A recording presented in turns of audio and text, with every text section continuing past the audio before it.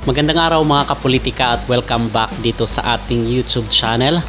Ating pag-uusapan sa ngayon ang continuation doon sa ating napag-usapan kahapon, itong posibilidad na magkakaroon ng panalo itong Akari dito sa Chocomocho Flying Titans. At ito nga yung ating early prediction na kung saan binigay natin yung 55% dito sa Akari Chargers and 45% lang sa Chocomocho Flying Titans. So ating pag-uusapan sa ngayon, ano ba yung mga nakikita natin na pagkukulang at pinaka main factor bakit natalo itong Chocomocho Flying Titans, where in fact silver medalist sila doon sa All Filipino Conference.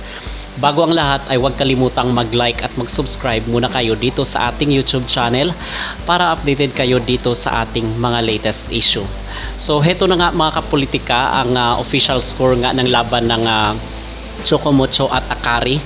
Ito yung score 25-18, 25-16, 21-25, 23-25 at 13-15. Pabor po yan sa Akari Chargers.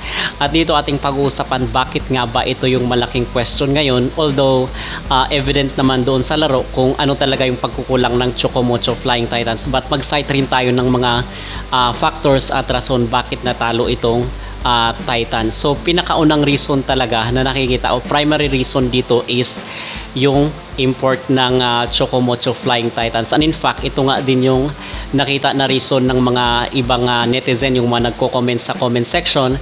Ang sabi nila ay walang ganap itong itong import ng Chocomocho Flying Titans. Buti pa nga sila Tubino, sila Madayag at sila din Santiago Manabat. Medyo meron pang ganap, pero ito talagang import nila is magaling siya sa serve but hindi mo siya maasahan talaga sa spike at pagbubuhat ng team.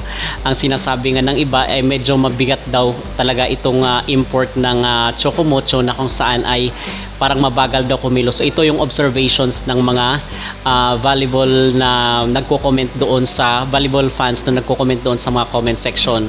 So pinaka main reason talaga is itong import ng Chocomocho. Ito talaga yung malaking pagkakamali ng Chocomocho. Bakit ito yung import? Mas maganda siguro kung black na lang or itim yung kinuha nila, kasi madiskarte sila maglaro. Tingnan mo naman dito kay kay Cathbell, kay Wilma Salas, kay Ocaro, nakakapag 30 plus points sila, di ba?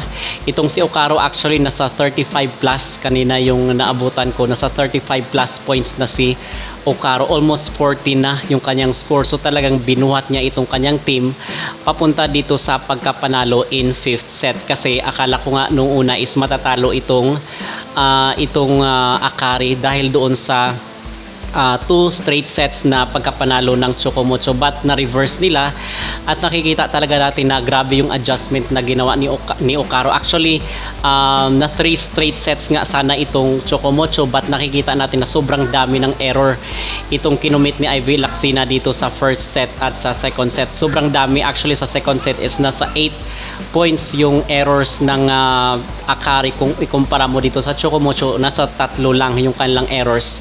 So ito din yung talagang sobrang hina ngayon mga kapolitika ng Chocomocho, kasi itong PVL Open Conference, lagi nating sinasabi ito, nakalaban ito ng mga import. Dapat kung kumuha na lang man itong Chocomocho at Creamline, dapat yung mga decalibring import na lang or yung mga black na spikers, kasi yun ay mga madiskarte talaga sila maglaro. Okay, so yun ang pinakauna, itong kanilang import. At pangalawa dito is yung nakikita natin yung kakulangan dito sa chemistry. Hindi na talaga na natin nakikita yung dating Chocomocho Flying Titans na talagang nag-aano sila, merong unity dito sa kanilang team. But gusto ko lang rin i-highlight itong si Ocaro, kasi sobrang kasi pag wala siya, for sure yun is pabor talaga ang pagkapanalo dito sa Chocomocho Flying Titans kung wala itong si Ocaro, kasi nakikita natin doon na sobrang dami ng na-commit na error nitong Akari Chargers. But kahit ganun pa man yung nangyari is talagang naipanalo talaga nila. At nakita rin natin dito yung pag-adjust ng setters nila, kasi noong una si Cobb is alanganin ako dito kay Cobb kasi nga maiksi siya, but nung pinalitan dito kay kay Cal is magaling kasi ito na setter galing sa UAP. So yun ang naging advantage talaga at ginawang adjustment dito ng Akari Chargers.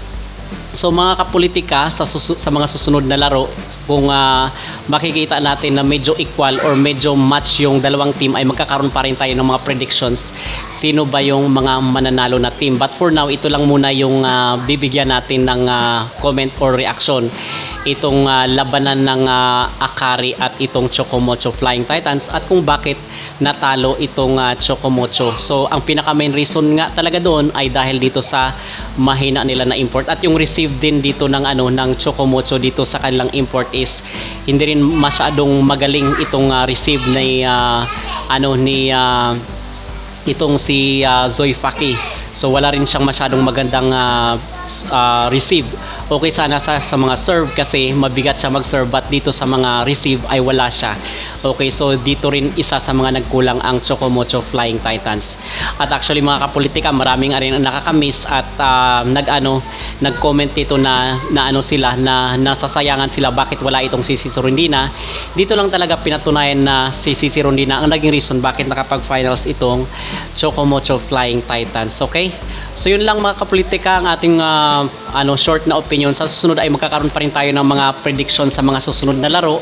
Abangan nyo na lang dito sa ating YouTube channel. Kayo, sa tingin nyo ang naging reason bakit natalo ang Chocomocho Flying Titans? Mag-ingay sa comment section at huwag kalimutang mag-like at mag-subscribe kayo dito sa ating YouTube channel para updated kayo dito sa ating mga latest issue.